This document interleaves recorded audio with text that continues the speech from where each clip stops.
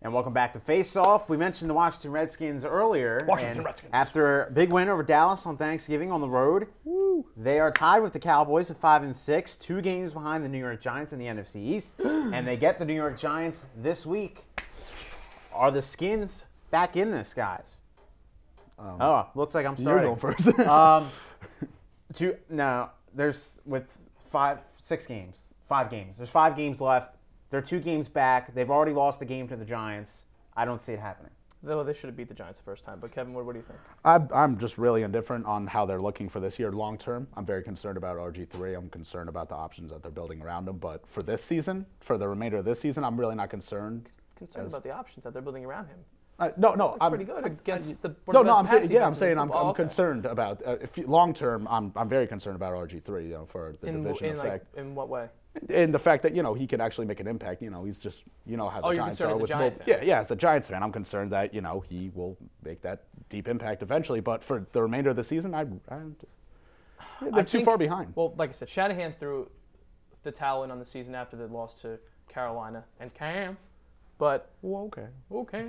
I love the yawn. Anyway, quickly, he said the season was over. We're going to evaluate guys to see who will make the squad next year. You know what? The Giants won Sunday night and won convincingly, as we already touched on.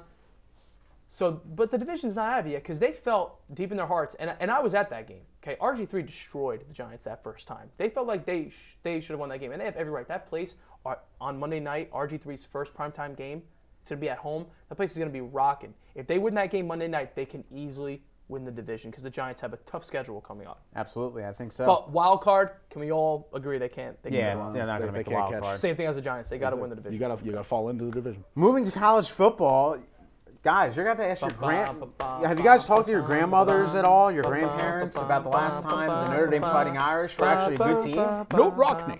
Yeah, Newt Rockne was the head coach, maybe. Anyway, the point is Notre Dame has not been very good for a long time. But look at that. They're undefeated, and they're probably going to the BCS National Championship game. And it's a big defense there this year, guys. Can it win them a championship, a national title? I have a number here. They have played 5 teams this year that average over 30 points per game. They've played about 4 ranked teams as is.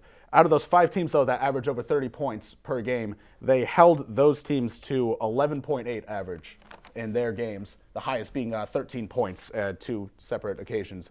But I really think that if they get into a situation where they are playing an Alabama, where that's even just as stingy of a defense, it's really going to come down to game management and like the turnovers, because Notre Dame's not going to kill you with their turnovers. Their passing game is, good, but not, anything exciting. It's really going to be the run game and just lack of turnovers. I think if they play Georgia, they can easily win. But if they play Alabama, okay, the defense can win it, yes, but you need offense in college football because Alabama's defense will play chess with you all night, and they don't have the quarterback. Their offense is going to need to wake up. Absolutely, I agree. If they play Alabama, they're going to need the offense to Field make some plays will not to win that game. win you games. This isn't USC and that moron Lane Kiffin. Moving to the NBA, the Brooklyn Nets. Watch out. No sleep till Brooklyn, baby. No sleep till Brooklyn. 8-4. Something like that. 7-4, something like that. Big win last night over the Knickerbockers. They beat the Knicks last night. They're looking pretty good. Can the Brooklyn Nets, in their new building, be a legitimate contender? Absolutely. Now, it's funny because I still have the Dwight Howard thing in the back of my mind. I honestly feel like he's still going to come to Brooklyn. But as for the team right now, I think, how can you not say no? Okay, their 2 best players, or their backcourt, Joe Johnson and Darren Williams, are both shooting under 40% right now. And they're still winning games. And C.J. Watson off the bench, his numbers aren't gaudy, but when he comes off the bench, he makes things happen. And everyone made fun of my boy Avery Johnson when he said, we are a defensive team first. I think we can play tough under the boards. They think we are for this basketball team, but I think we can play defense. And they can play defense. And they proved that against the Knicks. Can they make the playoffs? Even a mediocre team in the NBA can make the playoffs. That's the thing. The Certainly NBA is such hogwash. Can they make it to, let's say, the Eastern Conference Finals? I don't think so. I think they can make it into the second round. I don't think they can get near the NBA Finals. I'll just say I like the fact that Brook Lopez is actually playing defense for them. Very well. I like that they have Reggie Evans coming off the bench. Given that extra size, I like C.J. Watson coming off the bench and Jared Wallace. Those are good defenders out there, and Darren Williams Wallace will pick has got it to up. stay healthy, though, too. Yeah.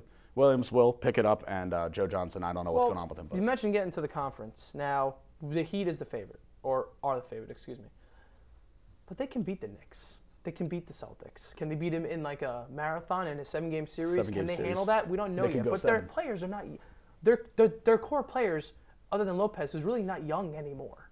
Like these guys have been playing together. I think they couple can. Years, yeah. Yeah, I think they can do it, and they have a coach who's been there before. They've been building a team, right? Was Avery was a coach of the Mavericks when they Yes. When they went to the finals the first time against the Heat. Yeah. He has playoff experience. Why not? You don't think? I don't think they can get to the finals because they don't match up well with the Heat at all. But they can.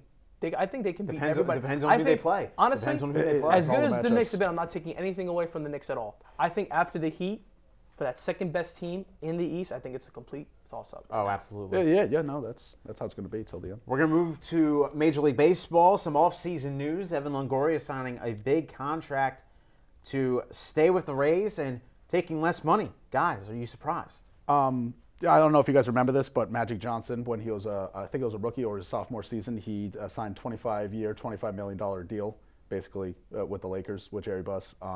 That was more of a statement. I read a book on Magic Johnson, and basically that was a statement saying that, he was going to be there for the long haul. He was going to be the face of the franchise. He was going to have the team built around him. And I think the fact that Longoria took less money, sort of how Johnson almost did. Back then, that was a lot of money, but, he could have gotten more. He could have gotten like $30 million somewhere else. Exactly. So, with that situation, that's basically saying you're going to use that money you didn't get me to build the team around me. I will be the face of this franchise, and we will win. As a fan of the Yankees in the AL East, I'm kind of happy he stayed because I want the divisions to stay competitive and all that, and just a sense of baseball. Like, this athlete still exists, and it's a sport, and this will help them get their new stadium so the team can actually stay there. I'll tell you what, with those moves the Blue Jays made and the Rays and the Orioles being up there, the Yankees obviously, the Red Sox I'm assuming are going to be better. It could the AL East could be the best division of baseball. Oh, it is. By hands down next year. What do you think a team like the Dodgers would have offered him? Don't say the Yankees because he wouldn't have gone there. Dodgers don't have that much money left because of the contract. But you think if they did, you think he could have maxed out around 160? He could have gotten easily 150. But I do appreciate these guys now that will take less money. They're making a stay comeback. somewhere they want to go. Yeah. Stay somewhere they want to be and say, guys, I want to win. I want to win here. Yeah, and in that crappy stadium, kudos to him for somehow manning up and saying, I'm happy where I am. You know what? Good for you. That sends us to break here on Face Off. When we come back, Game of the Week, final thoughts and game ball up next. Woo!